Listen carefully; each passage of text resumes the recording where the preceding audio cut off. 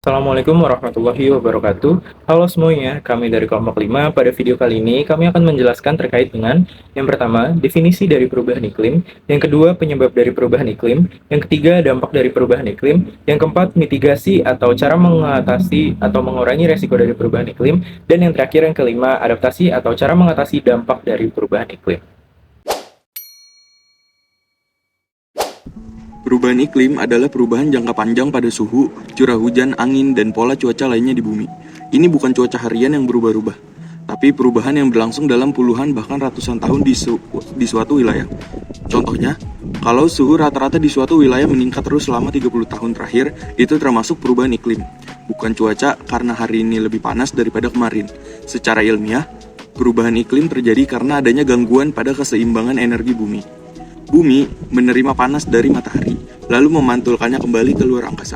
Tapi gas-gas tertentu di atmosfer seperti karbon dioksida dan juga metana menahan panas itu, seperti selimut raksasa. Inilah yang disebut efek rumah kaca. Masalahnya, sekarang jumlah gas-gas ini meningkat drastis akibat aktivitas manusia dan akhirnya membuat bumi semakin panas dari tahun ke tahun. Perubahan iklim sangat penting untuk kita pahami, karena ini bukan cuma urusan lingkungan, tapi juga menyangkut kehidupan manusia. Petani bisa gagal panen, nelayan kehilangan ikan, dan kota-kota bisa terendam banjir karena laut yang semakin naik. Itu sebabnya kita harus memahami tentang perubahan iklim, karena perubahan iklim bukan hal yang jauh, tapi sudah nyata dan terjadi di sekitar kita. Jadi, kesimpulannya, perubahan iklim adalah perubahan besar dalam pola cuaca global yang disebabkan oleh meningkatnya gas-gas rumah kaca. Kalian ngerasa gak sih kalau cuaca akhir-akhir ini tuh aneh banget? Jadi pagi hari cuacanya panas banget, sore hujan deras, malam angin kencang. Nah, peristiwa tersebut tuh bukan kebetulan semata loh, tapi itu tandanya perubahan iklim sedang terjadi. Sebenarnya apa sih yang menyebabkan perubahan iklim terjadi? Nah, yang paling utama itu adalah aktivitas manusia sendiri. Nah, sejak evolusi industri, kita masih sering memakai bahan bakar fosil. Contohnya tuh kayak bensin, solar, dan batu bara. Nah, itu tuh buat ngejalanin kendaraan, buat pabrik, sama buat pembangkit listrik. Nah, semua itu tuh menghasilkan gas rumah kaca, yaitu karbon dioksida. Karbon dioksida itu yang bikin panas mataharinya tuh menempel di atmosfer, jadinya akhirnya suhu bumi tuh semakin naik. Tapi nggak hanya itu aja, ada juga penyebab utamanya, yaitu penebangan hutan. Jadi pohon-pohon yang seharusnya menyerap karbon malah ditebang atau dibakar. Akibatnya karbon malah balik ke atmosfer, jadinya kita kehilangan penyaring udara alami. Tapi nggak hanya itu aja, ada lagi nih dari industri peternakan besar-besaran, di mana sapi dan ternak lainnya mengeluarkan gas metana dari kotorannya. Dan FYI, metana itu lebih kuat loh dari karbon dioksida dalam menjebak panas, sehingga bumi semakin panas. Kita juga nggak bisa lupa nih sama namanya penggunaan pupuk kimia yang berlebihan di dunia pertanian, di mana pupuk ini tuh menghasilkan gas nitrous oxide yang juga memperparah efek rumah kaca. Dan jangan remehin tumpukan sampah di TPA ya, karena tumpukan sampah di TPA itu membutuhkan proses pembusukan sampah yang menghasilkan metana dalam jumlah yang besar juga, sehingga menyebabkan panas di bumi semakin naik. Terus ada juga nih, industri dan polusi juga nggak kalah penting. Banyak pabrik yang buang asap dan limbah ke udara dan air tanpa diolah dahulu, makanya ini bisa menyebabkan pencemaran. Nah, seperti contohnya tuh kayak gas-gas beracun dari cerobong pabrik, itu tuh ikutan bikin atmosfer, bikin rusak loh. Nah, belum lagi penggunaan bahan kimia berbahaya bisa merusak lapisan ozon. Ada juga nih boros energi di kehidupan sehari-hari, contohnya kayak kita masak AC atau menyalakan lampu tapi tidak sedang dipakai. Nah, itu tuh sebenarnya hal sepele, tapi kalau misalnya dilakuin jutaan orang pasti kan dampaknya gede banget ya. Oh iya, ada lagi nih, transportasi udara dan laut juga menyumbang emisi karbon terbesar, karena pesawat dan kapal itu butuh bahan bakar yang banyak juga kan. Nah, itu tuh semua menghasilkan emisi karbon dalam jumlah yang luar biasa. Dan jangan lupa nih, ada urbanisasi. Nah, ketika kota semakin luas, lahan hijau dikorbankan untuk dibangun bangunan seperti beton dan juga rumah-rumah. Nah, pohon yang tadinya banyak semakin berkurang. Nah, Akibatnya ini panas makin terjebak dan kualitas udara juga menurun. Jadi kalau digabung semua aktivitas yang tadi aku sebutin bisa bikin suhu bumi naik loh. Terus juga bisa bikin es di kutub mencair, permukaan laut naik, cuaca yang ekstrim, banjir di mana-mana, dan banyak spesies kehilangan habitatnya. Jadi serem kan? Nah, seperti yang telah dijelaskan oleh teman saya, kalau penyebab utama perubahan iklim itu akibat aktivitas manusianya sendiri.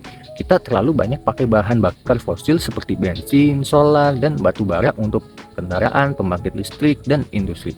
Nah, di sini saya akan menyampaikan dampak dari perubahan iklim itu sendiri. Nah, salah satu dampak utamanya adalah meningkatnya suhu rata-rata bumi. Kita makin sering rasa gerah dan gelombang panas sekarang bisa sampai mematikan di beberapa negara. Terus es di kutub juga mencair lebih cepat dari sebelumnya. Ini bikin permukaan laut naik dan kota-kota pesisir kayak Jakarta, Semarang, bahkan Denpasar terancam tenggelam dalam beberapa puluh tahun ke depan.